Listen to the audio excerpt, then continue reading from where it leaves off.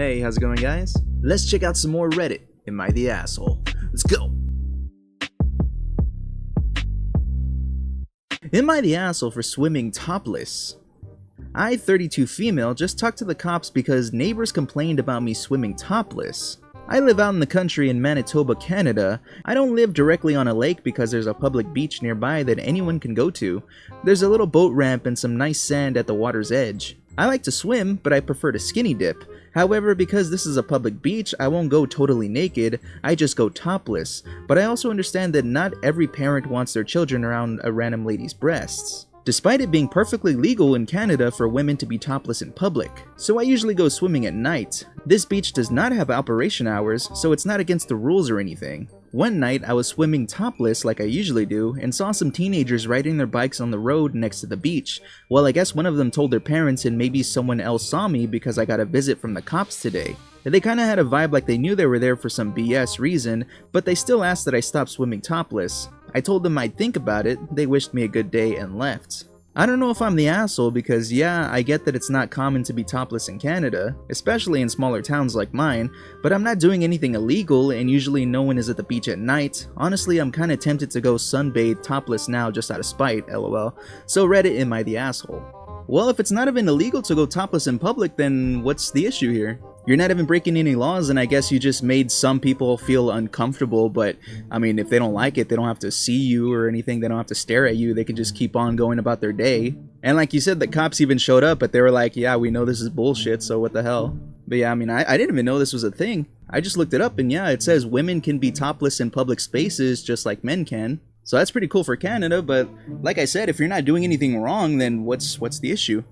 Not the asshole, you did nothing wrong. I don't understand why the cops even showed up to talk to OP. If it's legal, what's the problem? It's a small town and they had nothing better to do, lol. That's exactly what I was thinking. I was probably just like, they're just trying to keep the peace and, you know, attempt to talk to you and whatnot. But they know the law, they know it's not illegal, so they know there's no issue here. Would I be the asshole if I asked my stepdaughter, 15 female, to dye her hair?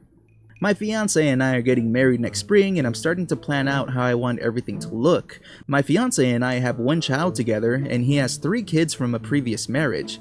All of our kids will be at the wedding party. My oldest stepdaughter, 15 female, just recently started dyeing her hair different colors, red, blue, green, pink, every few weeks after getting close with a more artsy crowd at school. I don't have an issue with her dyeing her hair for everyday wear, but I am trying to decide if I would be an asshole if I asked her to dye it back to a more natural color for just the weekend of the wedding. Of course, anything you say to a 15-year-old might be interpreted as being an asshole, but c'est la vie. For some more context, we really get along, so it's not like we have a strained relationship in the first place or anything. Anyway, let me know your thoughts. It would also be helpful if anyone who frequently dyes their hair different colors could weigh in. Edit, I would just ask and accept if she said no. I would never force her to dye her hair, although to be fair, my parents forced me to dye mine after I dyed it without telling them when I was about her age, and I didn't mind. I am fully planning on paying for everything, she's my kid. Well, this seems like, honestly, like a non-issue here. Like, if you guys have a good relationship and everything, then I would just, you know, if you want to ask her, just ask her, and if she says no, then, like you said, you'll accept it if she says no, so there's no harm in asking. I feel like once you figure out the color scheme for your wedding, you can approach her and be like, hey, color your hair something that will complement the colors of the wedding, you know? And I feel like that'd be a pretty good compromise right there. You were the asshole, it's just photos that you'll barely look at. What the fuck? Dude, what are you talking about? I look at my wedding photos all the time. You were the asshole, and I fear any child under your care that you are so narcissistic that you would even consider that you have the right to change someone else's appearance for your wedding. I hope your fiance flees with the kids. Wow, dude, calm the fuck down. Just uninvite her and drive that coffin nail home.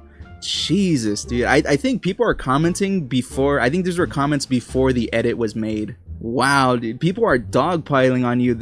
I haven't read a single not the asshole, but now I guess with the context of the edit, like I can see the relationship is a lot more than what it seems. I think people are just looking at it as like a bad step-parent situation, mostly because those are so common on these Reddit posts. Dude, okay, well, I'm going against the grain here because like I still say there's nothing wrong in just asking like, hey, would you mind doing this? And you already said if she says no, then you'll accept the no. So I think people are just too heated right now in this post. But I guess that's just the norm for Reddit, right?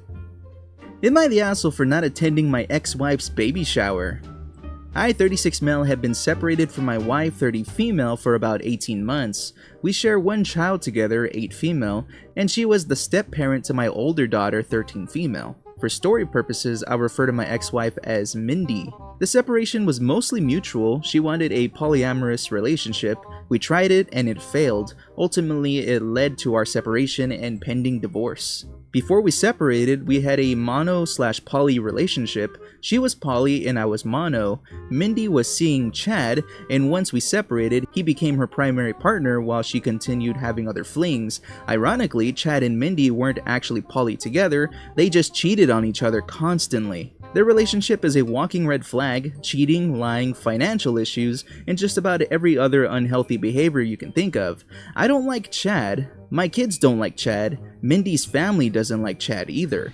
My 8-year-old splits her time between Mindy and me 50-50. My 13-year-old wants nothing to do with Mindy anymore and hasn't spoken to her since Mindy announced she was pregnant. Over the last several months, I started noticing behaviors from Mindy that I felt are narcissistic. She always seems to be the victim. Everything somehow happens to her, and if something doesn't benefit her, she wants nothing to do with it. We were together for almost 13 years and we were genuinely best friends. Since separating, we tried to keep things as friendly as possible for our daughters. The downside is that she consistently tries to keep me involved in her life. Months ago, she talked about terminating the pregnancy. Most recently, she talked about placing the baby for adoption. She regularly asks if I'll help with childcare, support, and raising the baby. Her relationship with Chad is an exhausting roller coaster where she says she wants nothing to do with him, but she also doesn't want to be alone raising the baby. It's all incredibly chaotic, and honestly, I still have trouble wrapping my head around it.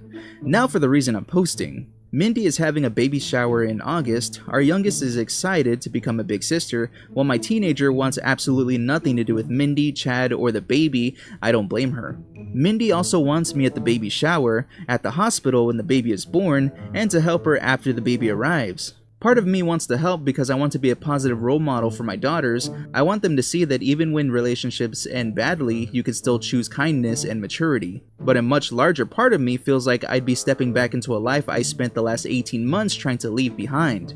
I'd have to use PTO, spend the day surrounded by people I either don't know or don't particularly like, and celebrate a relationship I don't support. I don't want to create unnecessary drama, and I want to tell Mindy well before the shower that I won't be attending so she isn't blindsided. I just think not going would be good for my mental health. I fully intend to continue co-parenting our daughter and supporting her excitement about becoming a big sister, but I also don't feel like attending my ex-wife's baby shower or becoming part of her support system is my responsibility anymore. Am I the asshole for deciding not to go? Okay, there's an update here, but I'll just go ahead and say, no, you would not be an asshole if you decide not to go. I feel like you said it right, that you spent the last 18 months just trying to get away from all this madness, and you are for sure going to get sucked back into it if you do go ahead and decide to be there for the shower, be there at the hospital, and also take care of the child post-hospital. You are definitely going to get sucked back in, so I honestly would try to separate as much as possible and just say no. I think it would also be good to show your daughters that, sometimes you need to set up boundaries. Okay, so update / more backstory. First, holy cow, I was not expecting this kind of response and I am truly grateful for all of them. I am located in the US and divorce is being worked on. Since her pregnancy announcement, things have been paused because we need to do a petition to de-establish paternity with a DNA test once the child is born. Unfortunately, this is not my first divorce where this has happened. Also, I know I am not the father. I was snipped back in 2022 and we were not intimate with each other during her conception timeframe. I will not be attending the shower, and I know that conversation is going to cause a war. We'll keep everyone interested updated. Well, there you go, man. Like I said, just don't go. Shit's gonna hit the fan, no doubt, but stay strong, set your boundaries, stick to the boundaries, and you'll be fine. Am I the asshole for telling my husband he cannot be in the delivery room? I, 27 female, am 31 weeks pregnant with our second child and currently on modified bed rest because of concerns about preterm labor. We also have a toddler, 3 female. Since I am limited physically right now, I told my husband, 29 male, I need him to take more ownership of the house and follow through on things he said he will do. I told him I cannot keep carrying the mental load, making detailed lists, and then not being able to trust that things will get done. This turned into a 2-hour screaming fight. He told me I have not cooked or cleaned in a year. Even though the months before this pregnancy included 4 miscarriages, I am now on bed rest. He said I am too critical for him. He has also mentioned that my job has taken me away from being an involved mother. I work 8 to 5 like everyone else. He was fired from his job 2 weeks ago due to executive function issues on his end, and I am the sole income earner. This is also not isolated. In another major fight this week, he called me a bitch and told me I make his days miserable. Tried saying it wasn't that bad because me calling into question his competence is worse. Last night before bed, he told me to shut the fuck up and get out. Both fights left me sobbing uncontrollably for hours. After the latest fight, I told him he will not be in the delivery room when our son is born. I am not trying to keep him from meeting his son or from being involved as a father, but labor is a vulnerable medical event, and I do not feel emotionally safe enough to endure it when someone who has recently been screaming at me, insulting me, and making me feel unstable while I'm at risk for preterm labor. I feel like the person supporting me during this labor should make me feel calm, protected, and safe. Right now, he does not. Am I the asshole for deciding he cannot be in the delivery room? Edit, I should mention it's only the household burden he behaves incompetently with. He's a super involved and loving father to our daughter, like stay-at-home dad energy, and our fights never happen when she's awake, thankfully. It's at least a small silver lining in the shit show of a marriage as of late.